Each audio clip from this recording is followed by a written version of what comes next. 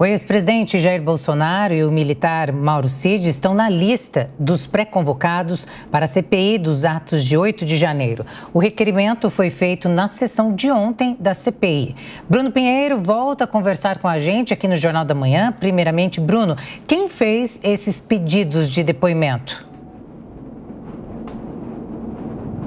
Olha, isso já vem da oposição, o senador Rogério Carvalho, inclusive, e ao todo já são cerca de 400 requerimentos. Em uma semana, na verdade, na última quinta-feira, aconteceu essa instalação da CPMI e já chegamos ao final de semana com cerca de 400 requerimentos. É importante entender isso, né? Se é uma forma, se esse requerimento é uma obrigatoriedade de ir até a CPMI ou não. Se esse requerimento for em forma de uma convocação, é uma obrigatoriedade, né? Ou seja, é necessário ir realmente até esta oitiva. Se for na condição de um convite, não existe a necessidade de ir realmente até a CPMI do 8 de janeiro. Na última semana, o ex-presidente Jair Bolsonaro esteve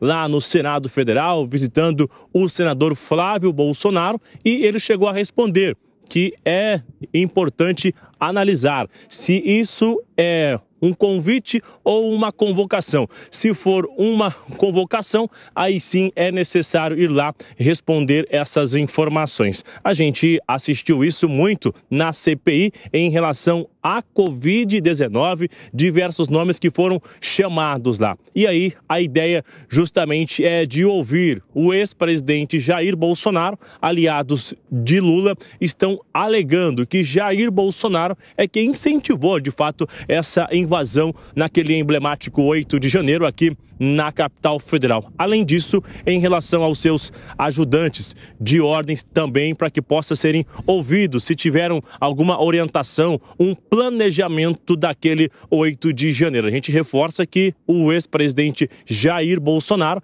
estava em Orlando, nos Estados Unidos, no 8 de janeiro. Então, diante disso, na semana que vem, na quinta-feira, uma nova reunião. Alguns requerimentos já serão analisados e outros até mesmo já serão inseridos na agenda e a votação vai acontecer. De outro lado, da oposição, existe o interesse de chamar os ministros de Lula, inclusive o ministro Flávio Dino, ministro da Justiça, e o ex-chefe do GSI, aquele que a gente acompanhou no meio dos invasores lá no Palácio do Planalto, chegando a oferecer água, inclusive, durante aquele ato, quando os invasores já estavam dentro do Palácio do Planalto. De um lado e do outro, existem, claro, diversos requerimentos. A gente vai acompanhar na quinta-feira da semana que vem se esses requerimentos serão aprovados e o nome número 1 a sentar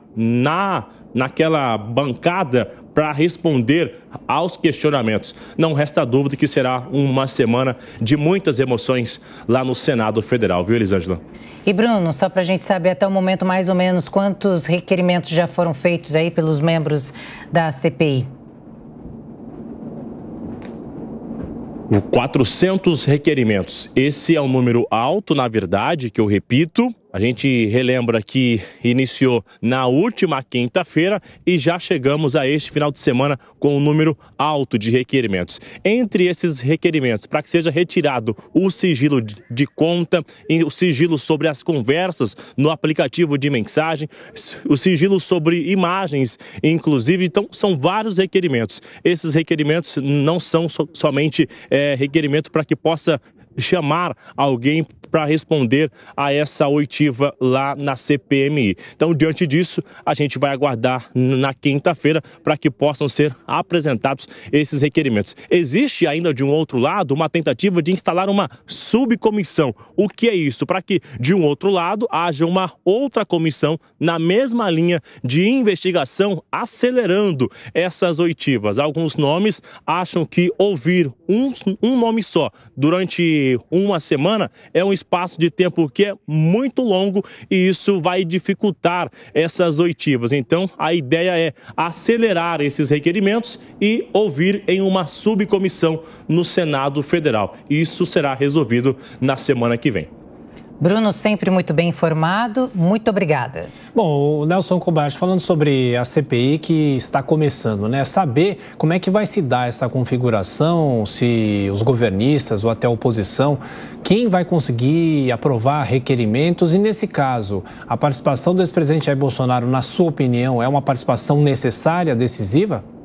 Vamos lá, em relação a essa aprovação, são tantos requerimentos, né? 400 requerimentos que serão votados ali no plenário. Nesse ponto, a oposição está em minoria. Nós temos menos opositores ao governo compondo a CPI, justamente porque a gente tem que respeitar uma proporção do número de parlamentares de cada partido, de cada bloco, na composição desta comissão parlamentar mista de inquérito. Sobre a participação do presidente Bolsonaro, aí um detalhe importante: se ele for chamado a participar na condição de investigado, ele tem o direito constitucional sequer de comparecer. Como já tem o direito a permanecer em silêncio, teria também o direito de negar a sua ida, como aconteceu, por exemplo, com Anderson Torres na CPI da Assembleia Distrital, lá do Distrito Federal, em que ele nem compareceu.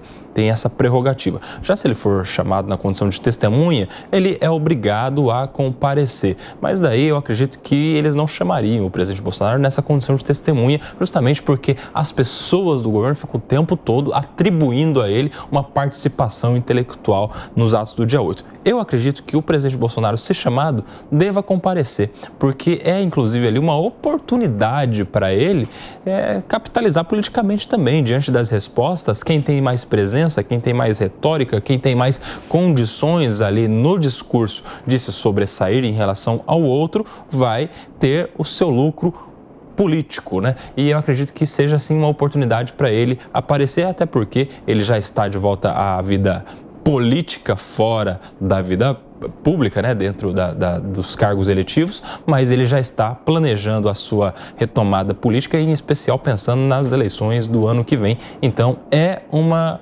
coisa para a gente acompanhar aí, a participação do presidente Bolsonaro na CPMI dos atos do dia 8.